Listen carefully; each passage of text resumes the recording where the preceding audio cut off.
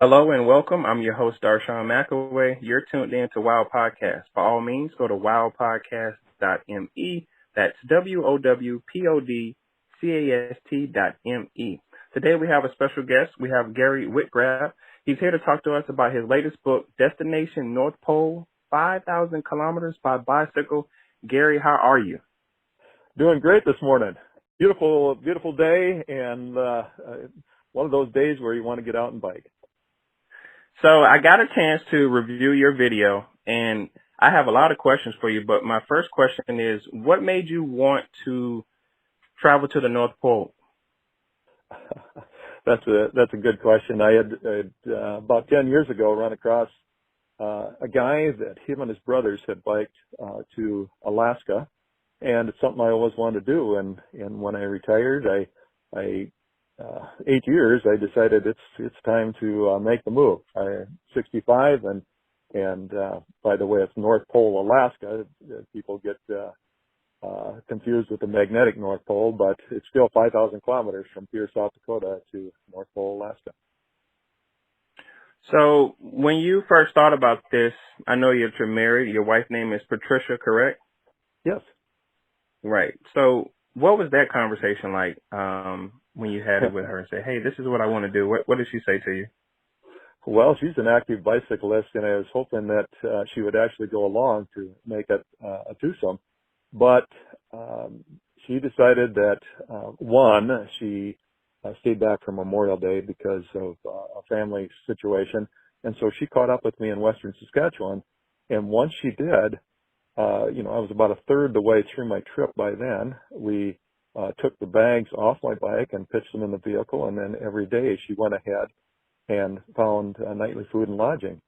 And keep in mind that this was her adventure too. She solo ventured in our vehicle for the 3,000 miles from South Dakota to central Alaska.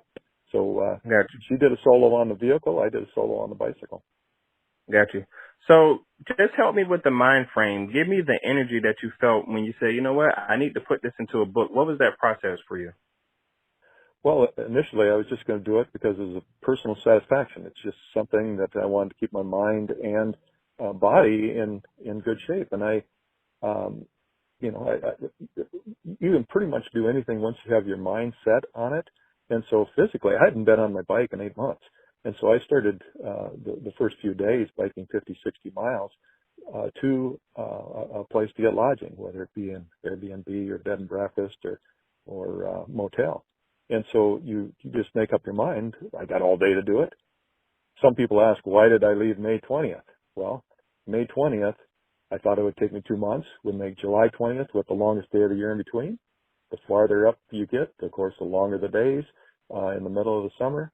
And so I had plenty of time to bike, and it just worked out. And every morning I'd get up and I just couldn't wait to see what was out there. Are you still working or are you retired? What's your current situation? No, I retired in 2012. So yes, I've been retired a number of years. Now, I noticed that your background, you have 6 patents. Are you able to talk about what those patents are? Sure. One is a design patent. It's bulk and package handling. And then along with that, I have 4 engineering patents that basically make the system operate and keep identity preserved product.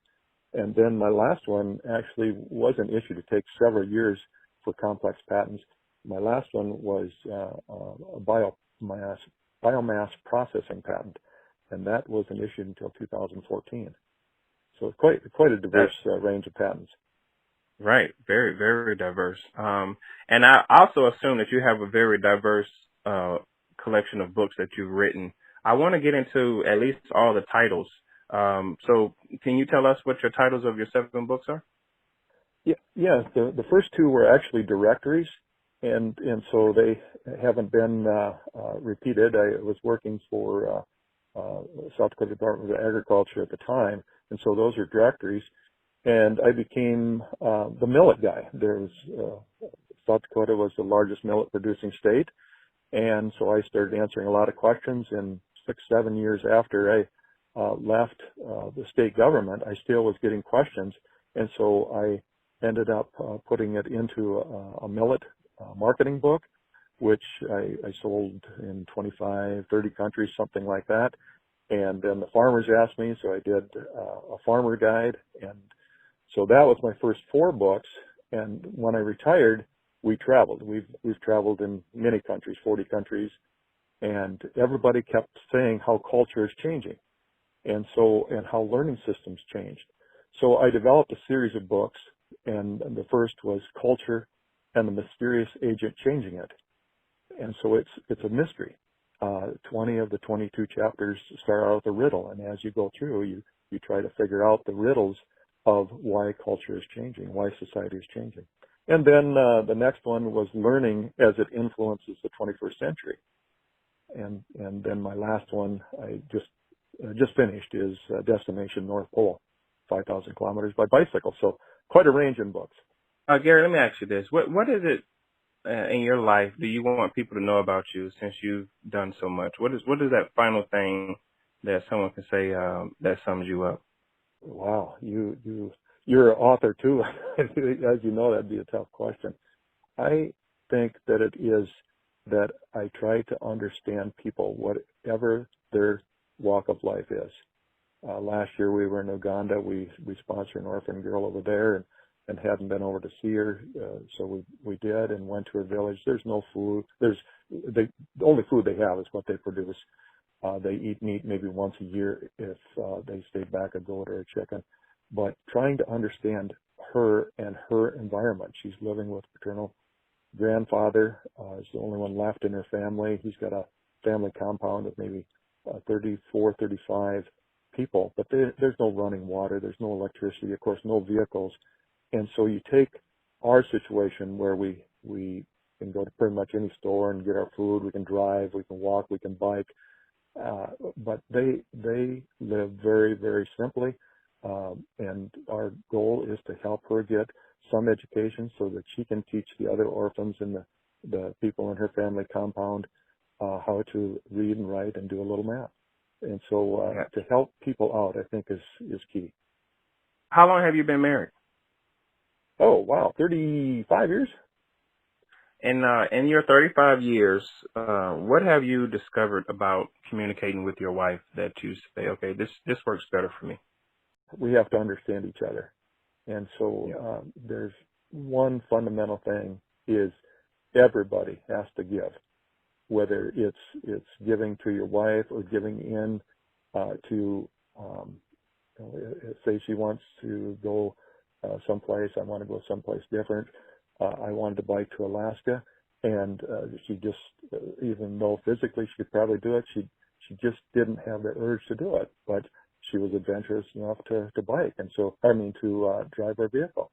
And so that's an example of a compromise in a marriage, and everybody has to learn how to compromise.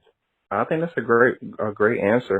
Because I got a chance to watch your video, and I noticed that your wife was in there. And I'm married, and a lot of times we think about the other person, but we don't necessarily think that they feel the same way we feel about when we want to do something passionately.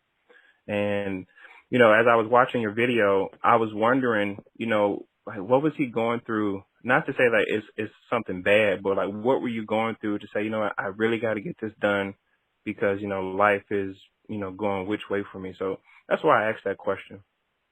Well, and as a married person and as a writer, you probably want to write sometimes when, your wife has some other ideas, but that's normal. You're always going to have family interruptions like that, but you work through it. And I'm just so glad that Patricia enjoyed the adventure up there as much as I did. She got to every day do what she wanted to do, and usually catch up with me around noon, maybe bring me a caramel roll, and say, I'm going ahead and I'll find a place to eat tonight. I'll see if I can find a clean room and a warm bed.